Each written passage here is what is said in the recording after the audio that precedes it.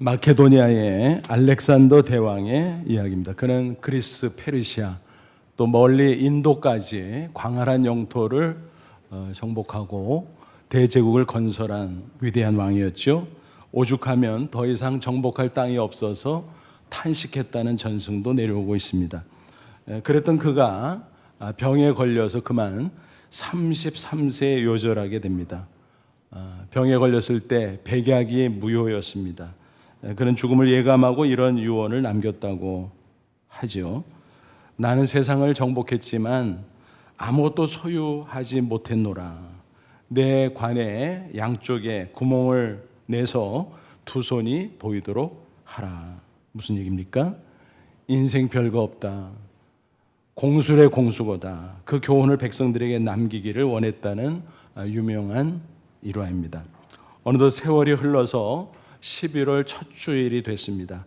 2020년 맞이하고 새해 인사를 나누고 덕담을 하고 그랬던 게 엊그제 같은데 벌써 세월이 많이 흘러서 달력이 달랑 2장만 남았습니다. 금년은 특히 코로나19와 씨름을 하다 보니까 시간이 가는 줄도 잘 몰랐습니다.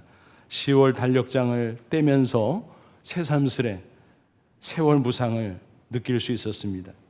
일상의 분주한 가운데 엄벙덤벙 살다가 정신이 번쩍 들면서 문득 모세의 시가 생각이 났습니다. 시편 90편 10절 12절이죠. 우리의 연수가 70이요 강건하면 80이라. 그 연수의 자랑은 수고와 슬픔뿐이요 신속히 가니 우리가 날아가나이다. 우리에게 우리 날 계수함을 가르치사 지혜로운 마음을 얻게 하소서.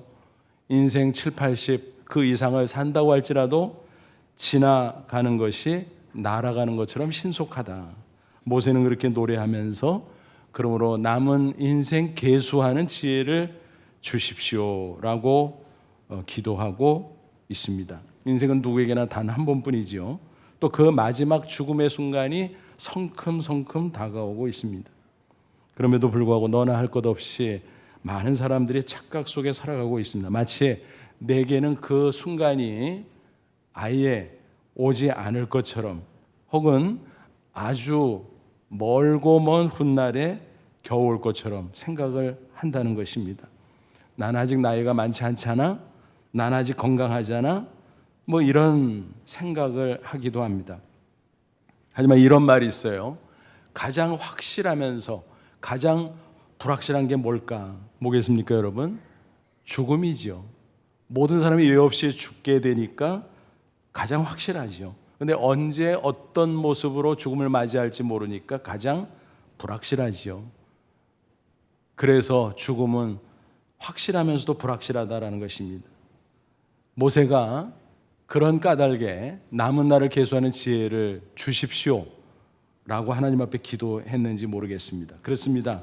가장 지혜로운 사람은 죽음을 의식하며 살아가는 사람입니다. 그렇다고 지나치게 죽음에 몰두하자 그런 말씀을 드리는 것은 아닙니다. 하루하루 주어진 삶을 최선을 다해 살아가되 인생의 마지막을 유념하자라는 것입니다. 비유하면 이런 겁니다. 지혜로운 마라톤은 어떻게 하지요? 순간순간 열심히 달립니다. 하지만 결승점을 생각합니다. 얼마 남았지? 거기까지 어떻게 달려가면 좋겠지? 또 결승점에 도달할 때 어떤 모습으로 하면 좋겠지? 뭐 이런 등등을 염두에 두고 달린다라는 것입니다. 과연 우리가 어떻게 하면 인생의 마지막에 당도했을 때 허무하지 않고 뿌듯할 수 있을까라는 문제입니다. 그때 빈손으로 세상을 떠나가면 얼마나 허무하겠는가. 그렇죠? 세상에서 소유하고 누리던 모든 것이 다 사라지는 것을 목격하면 얼마나 허전하겠는가. 하지만 빈손으로 가는 것처럼 보일지라도 천국에 들어가서 하나님 앞에 설 때 잘했다 칭찬받으면 내 인생의 아름다운 흔적을 확인할 수 있다면 얼마나 뿌듯할까라는 것입니다. 그래서 사도 요한은 오늘 본문 성경에서 인생의 두 종류가 있다고 말하고 있습니다. 하나는 뭘까요? 사라지지 않는 영원히 남는 것에 붙잡혀 그것을 추구하며 사는 인생인 것입니다. 반면에 사라질 세상 것에 매달려 사는 것입니다. 그러다가 허무해지는 인생. 과연 우리는 어느 쪽일까? 어떻게 살고 있는가? 오늘 말씀에 비추어서 잘 생각해 볼 수 있기를 바랍니다. 그래서 부디 저와 여러분은 그 마지막 순간 인생을 되돌아보면서 많은 것을 남겼구나, 그 뿌듯한 마음으로 천국에 다 들어갈 수 있기를 주님의 이름으로 축원합니다. 이 세상에 속한 것은 모두 사라지죠.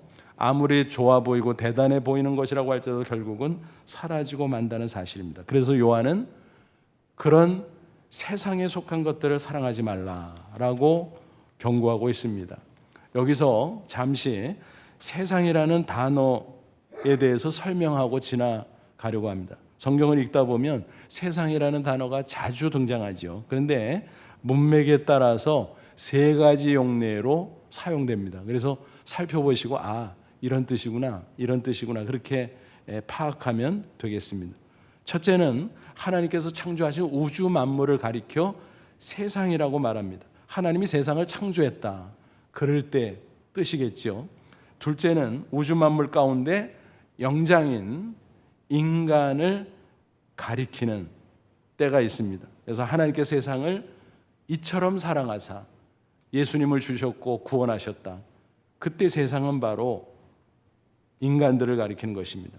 셋째는 그렇게 아름답게 창조하셨고 그 중심에 인간을 두셨지만 범죄함으로 마귀 사탄의 지배를 받는 죄악 세상을 가리키는 것입니다. 그럼 본문에 나오는 세상은 이 세 가지 용례 가운데 어느 것에 해당될까요? 쉽게 파악할 수 있겠죠. 바로 세 번째입니다.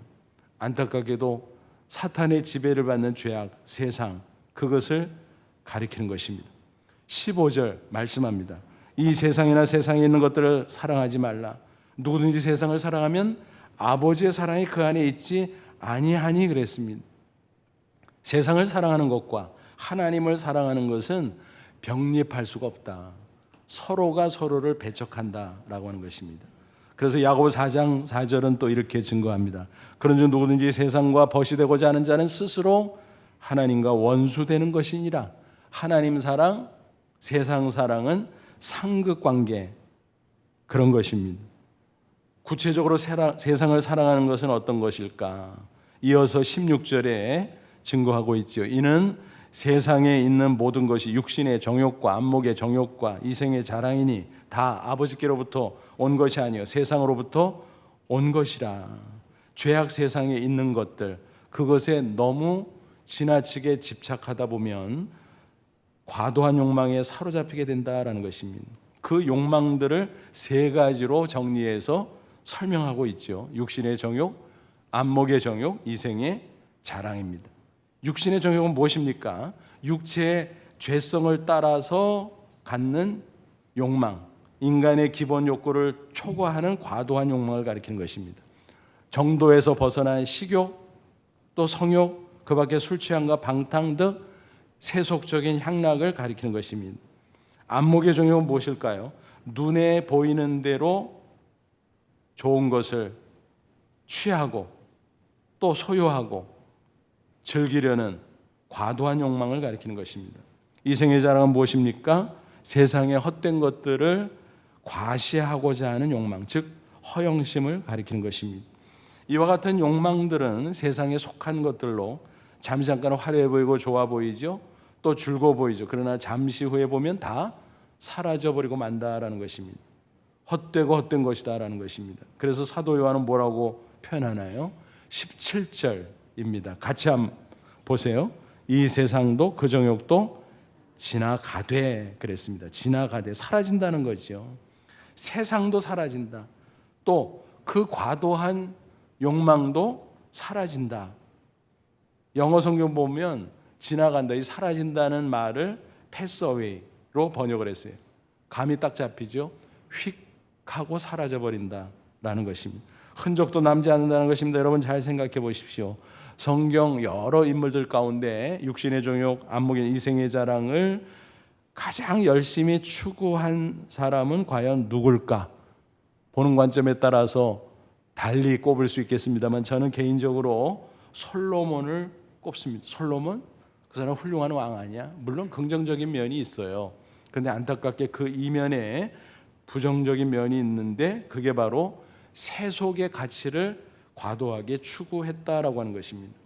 그래서 세상의 권세, 명예, 또 재물, 그리고 향락 그런 것들을 추구했다라는 것입니다. 그의 왕궁에는 은이 없었다 그랬어요. 뭐예요? 금 이상이니까. 재물이 엄청났죠? 처첩은 1000명이 됐다 그랬어요. 세상의 온갖 향락을 다 즐겨보았다는 것입니다. 근데 그 후에 보니까 아무것도 아닌 거예요. 다 사라져버린 거예요. 허무감이 밀려옵니다. 그 심경을 토로한 것이 바로 뭐예요? 전도서 말씀이죠. 그 중에 1장 8절 보니까 이런 말씀이 나와요. 눈은 보아도 족함이 없고 귀는 들어도 가득 차지 아니하도다 그랬어요. 세속적인 욕망은 인간의 마음을 흡족하게 채울 수 없다. 잠시 즐거운 것 같았지만 그 후에 보면 참 만족이 없음을 발견하고 허무감을 느끼게 된다는 것입니다. 또 전도서 5장 10절에는 이런 말씀이 나옵니다. 은을 사랑하는 자는 은으로 만족하지 못하고 풍요를 사랑하는 자는 소득으로 만족하지 아니하니 이것도 헛되도다. 그렇잖아요. 재물이 2배, 3배 늘어가면 행복감도 2배, 3배 계속 되든가요? 오히려 허전할 때가 있어요. 이상한 겁니다. 그게 세상의 한계라고 하는 것입니다. 그래서 베드로는 인생을 가리켜 뭐라고 증거했습니까? 베드로전서 1장 24절 그러므로 모든 육체는 풀과 같고 그 모든 영광은 풀의 꽃과 같으니 풀은 마르고 꽃은 떨어지되 풀이 얼마나 쉽게 사그러집니까? 근데 거기에 달려있는 꽃은 더 쉽게 시들어 떨어지죠. 육체는 풀과 같다. 인간을 가리킵니다. 그 풀에 달린 꽃은 영광, 즉 인생이 부귀영하다라는 것입니다. 그게 쉽게 시들어가고 떨어져 버린다라고 하는 것입니다. 그래서 화무시비롱 그러잖아요. 아무리 붉고 아름다운 꽃이라도 시비를 못 간다. 인생의 부귀영화 별거 아니다. 다 사라진다라는 것입니다. 권불 10년, 요즘은 깎여서 권불 5년 뭐예요?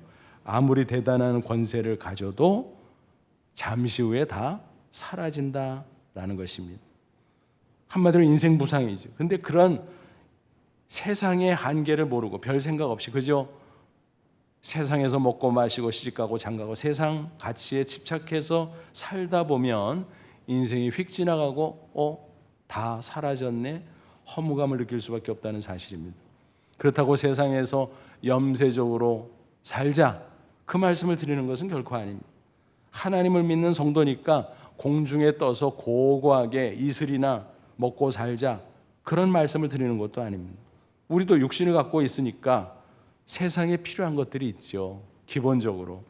그러나 그런 것들에 너무 집착하지 마라. 거기에 푹 빠지지 말라. 성경은 끊임없이 우리에게 권고하고 있습니다. 예수님께서 말씀하셨습니다. 마태복음 6장 31, 32절 그러므로 염려하여 이르기를 무엇을 먹을까 무엇을 마실까 무엇을 입을까 하지 말라. 이는 다 이방인들이 구하는 것이라. 너희 하나님 아버지께서 이 모든 것이 너에게 있어야 할 줄을 아시느니라. 하나님 안다. 너희들의 필요를 안다. 육신의 필요, 먹을 것, 입을 것, 마실 것 다 있어야 되는 거 안다. 공급해 준다니까. 그러니까 너무 염려하고 지나치게 집착하거나 거기에 푹 빠지지 말라. 그런 말씀을 하는 것입니다. 하나님을 모르고 무시하는 세상 사람들은 그렇게 사는 거지. 왜 하나님을 믿는 너희들이 그렇게 사냐라는 것입니다. 그러니까 너희들은 여기에 집중하라 하는 것입니다. 그래서 우리는 뭐예요? 우리의 필요는 하나님께 맡기고 영어로 need라 그러죠. 탐욕을 가지지 말라. 탐욕은 영어로 greed. 그러니까 하나님은 need를 채워주시지 greed까지 채워주시지는 않는다라는 것입니다. 그래서 우리가 집중할 방향을 예수님께서 제시해 줬잖아요. 마태복음 6장 33절 그런즉 너희는 먼저 그의 나라와 그의 일을 구하라. 그러면 이 모든 것을 너희에게 더하시리라. 하나님의 나라 통치, 하나님의 뜻, 그러니까 하나님의 다스림을 받으면서 하나님의 뜻을 수행하라.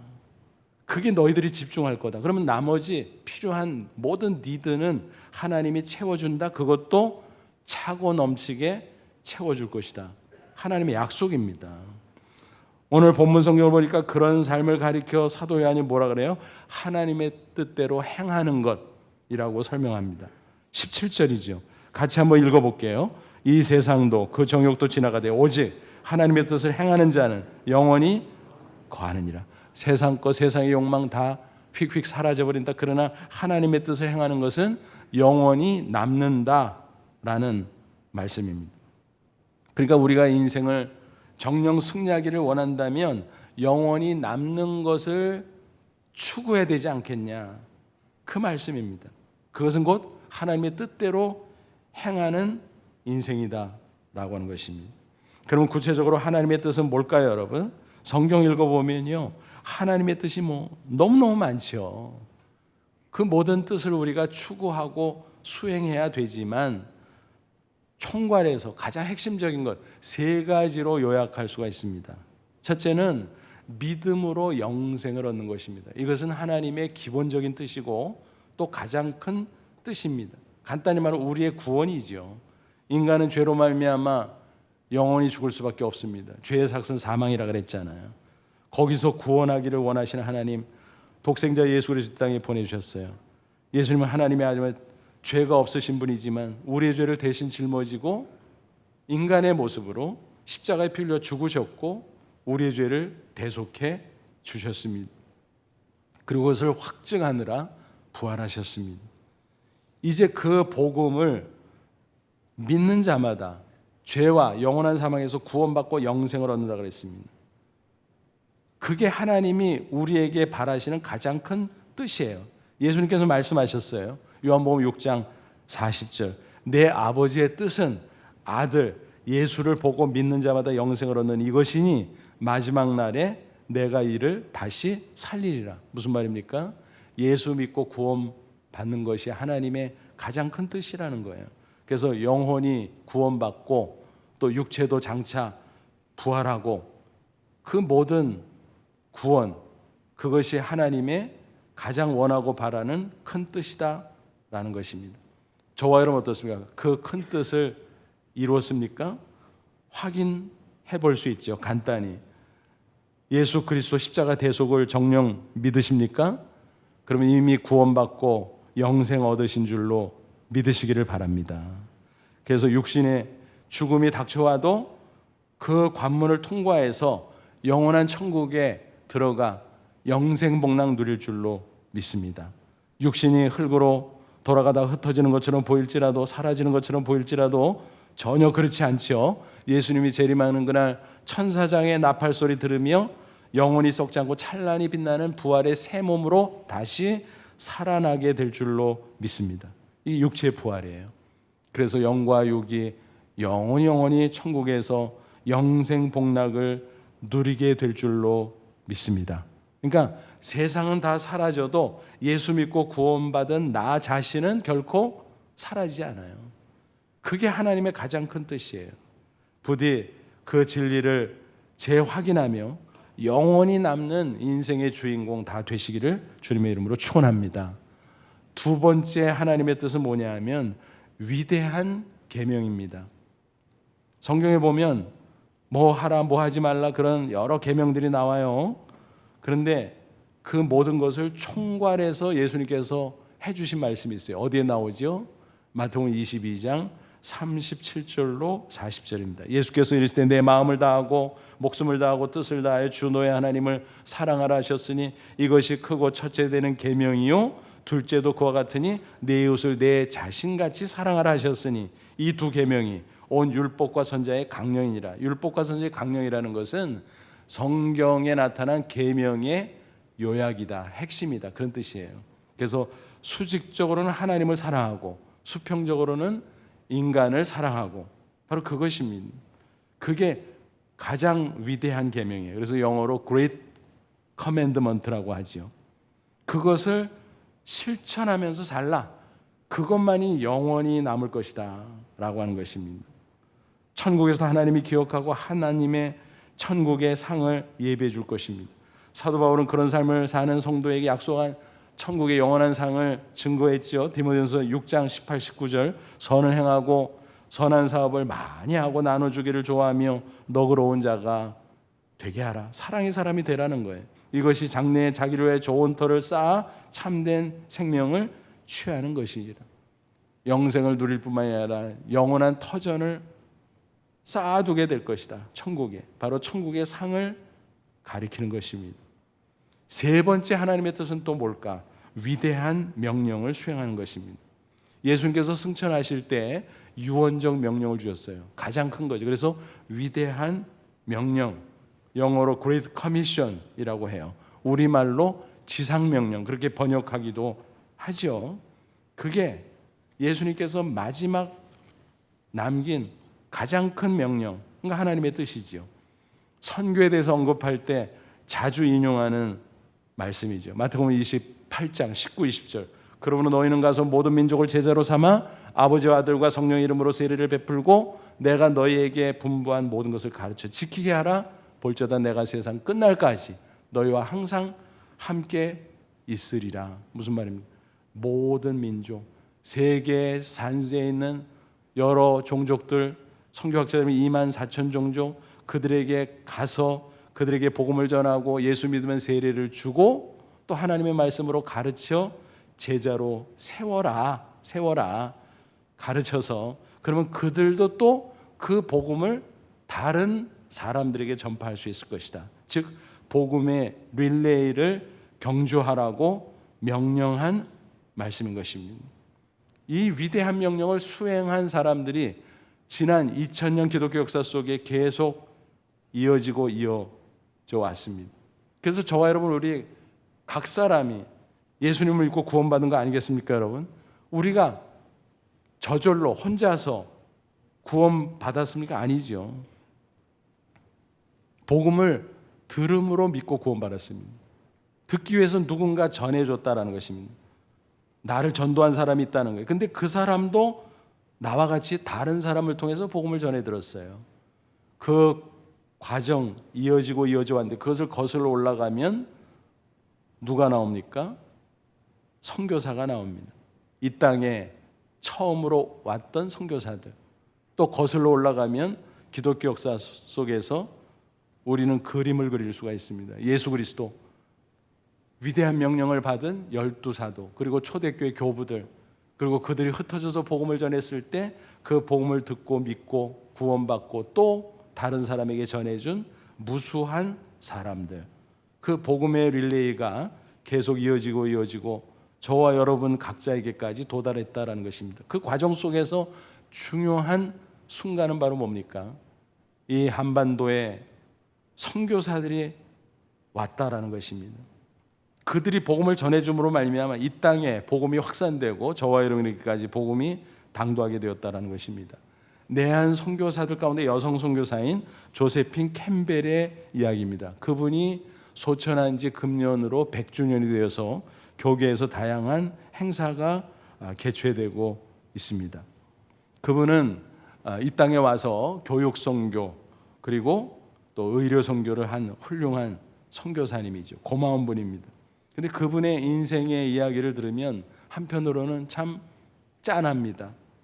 그분이 결혼해서 2아이를 두었어요. 근데 일찍이 남편도 2아이도 떠나 보낼 수밖에 없었습니다.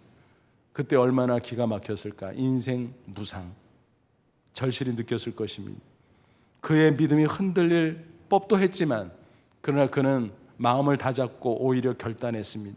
선교사로 헌신하자. 그래서 처음에 중국으로 갔어요.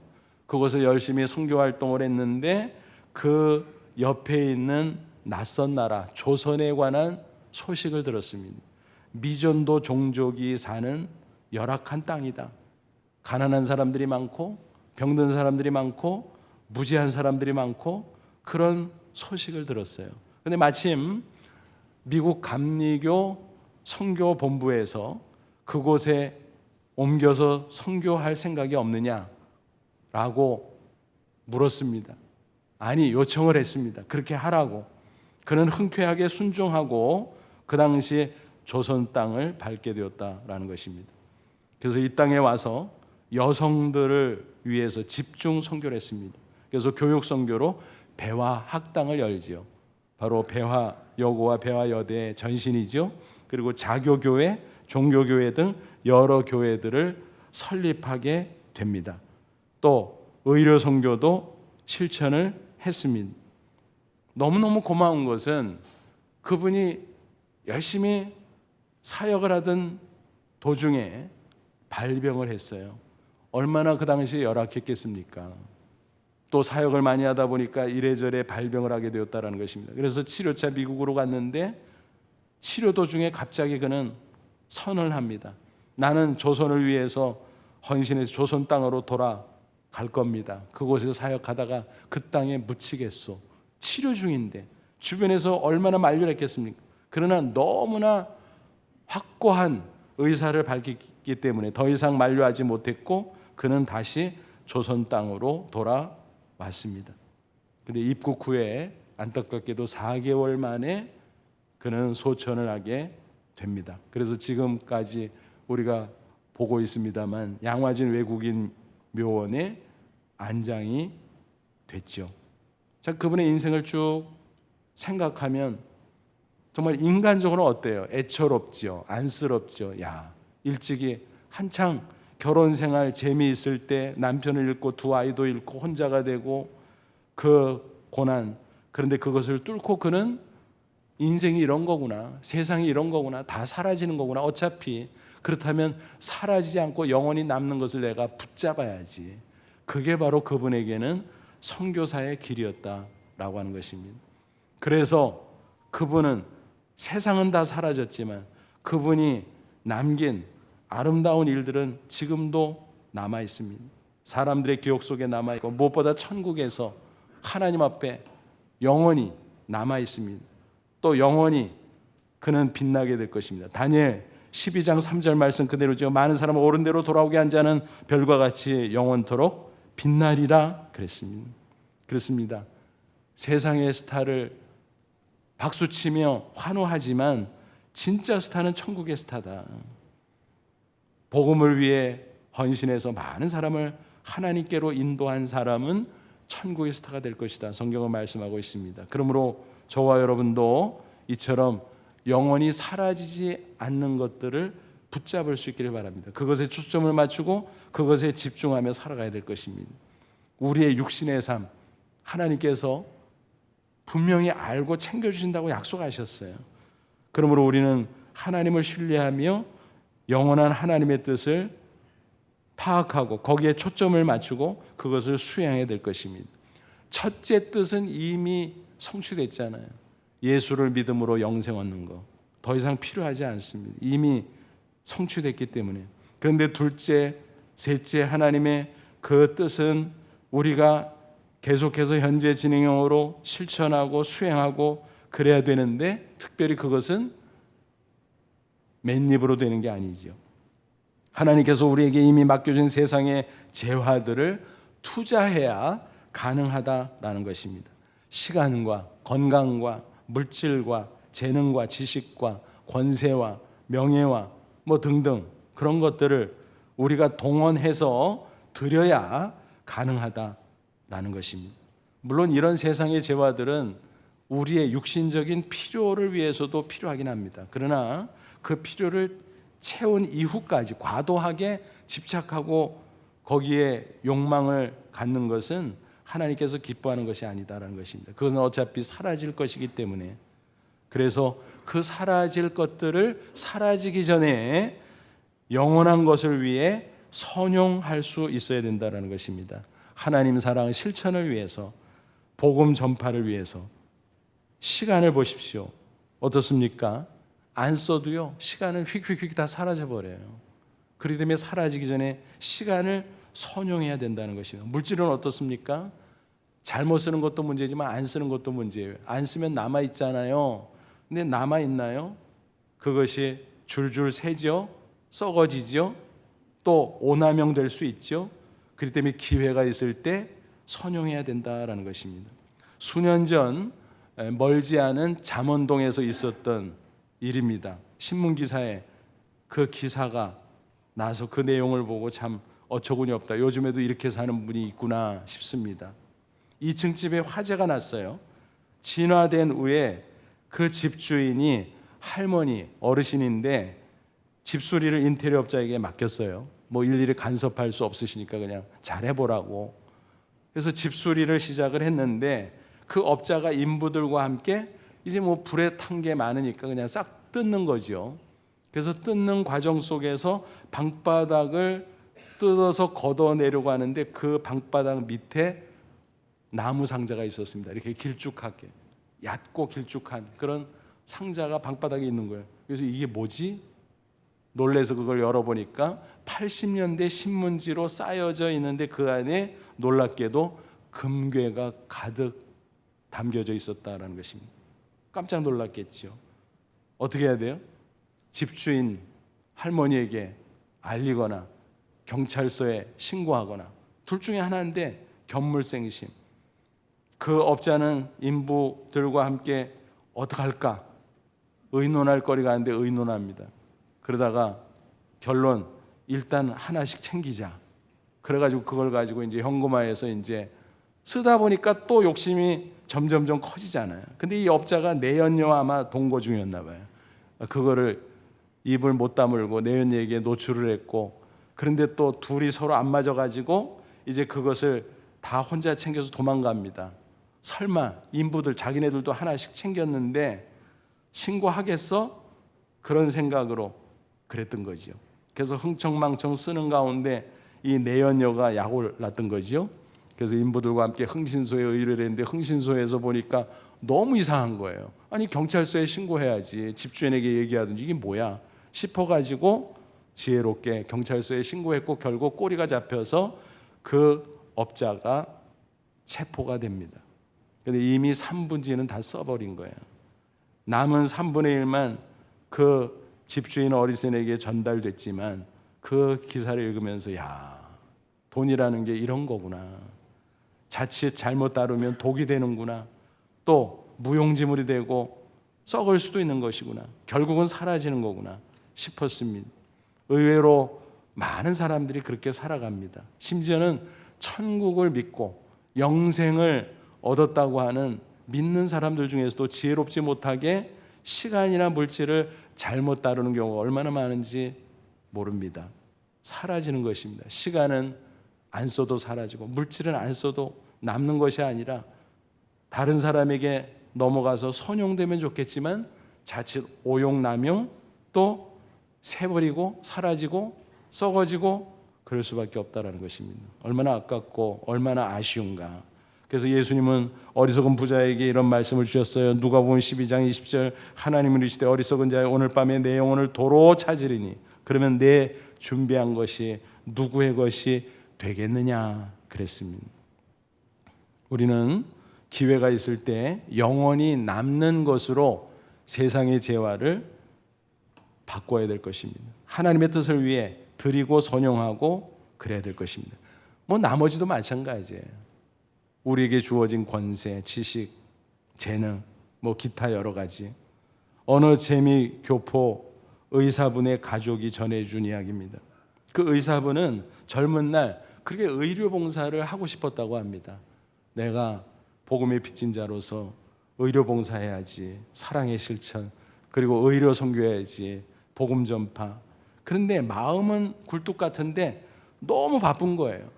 그래서 야, 조금 한가해 좀 하자. 근데 시간이 주어졌는데 그때는 또 너무 피곤해서 쉬고 싶은 거예요. 그래서 나중에 뭐 몇 년 좀 일찍 은퇴해서 하지 뭐 이런 생각도 했습니다. 미루다가 세월이 휙 갔고 은퇴를 하게 됐는데 건강을 잃어버리고 말았습니다. 그 마음이 사라지진 않았지만 할 수 있는 여건이 되질 않았습니다. 기회가 사라져버린 것입니다. 그래서 그분은 남은 인생 후회를 안고 살다가 인생을 아쉬움 속에 마쳤다라는 이야기였습니다. 제3자 입장에서 봐도 야, 정말 아쉽다. 그 좋은 재능과 지식과 전문성으로 의료봉사라고 의료 선교를 했으면 자신의 마음의 소원대로 그게 하나님의 뜻이었고 얼마나 좋았을까 생각을 해본 적이 있습니다. 여러분, 우리는 지금 과연 무엇을 추구하며 살아가고 있습니까? 사라져버리는 것입니까? 아니면 영원히 남는 것입니까? 그 하나하나가 모아져서 우리의 인생을 만들어 가는 것입니다. 우리가 예수 믿고 구원받고 영생 얻는 게 확실하다면 분명히 성령님이 내 마음속에 와 계세요. 그럼 성령님이 하나님의 뜻을 우리에게 가르쳐줘요. 그래서 믿음의 사람이라면 그런 선한 소원을 하나님의 뜻 가운데 가지게 돼 있어요. 근데 문제는 결단하고 실행하는 거예요. 마음만 생각만 하고 미루고 그러다가 인생을 마치면 곤란하다라는 것입니다. 그런 가운데 오늘부터 4일간 선교 축제가 있습니다. 금년에는 코로나19 때문에 어떻게 하면 좋을까 염려하며 국리를 하던 중 하나님의 섭리 가운데 세계 미전도종족 선교 대회를 얼마 전 개최하겠고 우리와 이렇게 연결을 시켜주셨어요. 그래서 지난번에 참여한 분도 있겠지만 그 중에서 중요한 프로그램 또 강의들을 뽑아서 우리 교회 프로그램과 함께 이렇게 온라인과 현장 병행으로 진행하게 됐습니다. 온 세계 미전도 종족, 남은 미전도 종족 어떻게 복음을 전파할 것인가? 바로 그것입니다. 미전도 개척 선교. 세계 2만 4천 종족 가운데 이제 남은 것은 4,800 종족이라 그래요. 어떻게 생각하면 어마어마하죠. 그러나 나 혼자 못하지만 교회와 더불어 또 우리 교회 혼자 못하지만 여러 교회들이 또 우리 한국 교회만 못하지만 세계 교회가 함께하면 넉넉히 감당할 것이고 그럴 때 예수님께서 재림하시고 이 세상의 역사는 마감을 하고 영원한 천국이 우리에게 이어지게 될 것입니다. 어떻게 하면 이 일에 참여할 것인가? 나는 부족하고 나는 작은 사람이지만 그 지혜를 얻는 소중한 기회입니다. 이 기회에 시간을 드리고 기도를 드리시기 바랍니다. 또 남은 세상의 재화를 어떻게 활용할 것인가? 그 지혜를 얻고 결단할 수 있는 기회로 삼으시기 바랍니다. 세들백 교회 리워렌 목사가 이런 말을 했어요. 위대한 교회는 어떤 교회인가? 인생에도 적용되지요. 위대한 인생은 과연 어떤 인생인가? 그것은 위대한 계명, 그레이트 커맨드먼트죠. 그리고 위대한 명령, 지상명령, 그레이트 커미션이죠. 그것에 위대한 헌신, 그레이트 커미트먼트를 하는 교회요 인생이다 그랬습니다. 사이즈를 말하는 게 아닙니다. 가치와 의미를 말하는 것입니다. 지향점을 말하는 것입니다. 바로 오늘 본문 성경에서 주는 메시지와 일치하는 바지요. 아무쪼록 남은 생애에 하나님 앞에 서기 전까지 세상에 사라지는 것들을 붙들고 살지 말고 영원히 남는 것을 붙들고 사는 우리 모두가 될 수 있기를 바랍니다. 그래서 하나님이 기뻐하셔서 이 세상에서 우리에게 하나님이 필요한 것을 넘치게 부으시고 승리의 삶을 허락하시고 또 저 천국에서도 영원히 남는 인생을 우리에게 허락하심을 꼭 경험하는 저와 여러분 되시기를 축원합니다. 기도하겠습니다. 이 말씀 붙잡고 기도하자. 하나님, 그렇습니다. 내가 돌아보니 사라지는 것, 그것에 관심을 더 두었던 것 같습니다. 영원히 남는 것에 이제 관심의 방향을 옮겨 집중하게 하옵소서, 헌신하게 하옵소서. 육신의 필요는 하나님께 맡기고 채워주실 것을 믿고 하나님의 뜻을 실천하고 수행하는 저희들 되게 해 주시옵소서. 그래서 부족한 인생의 모습이지만 하나님 앞에서만큼은 위대한 인생 살다 천국 가게 하옵소서. 간절한 마음으로 잠시 기도합니다. 하나님 아버지 은혜를 진심으로 감사합니다. 이 시간 주의 말씀으로 우리를 권고하시고 깨우쳐 주시니 감사합니다.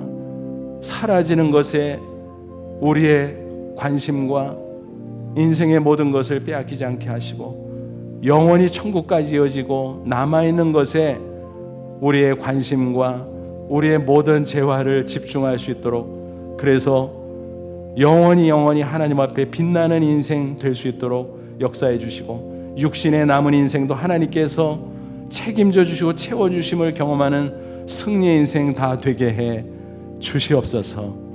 예수님의 이름으로 기도하옵나이다. 아멘.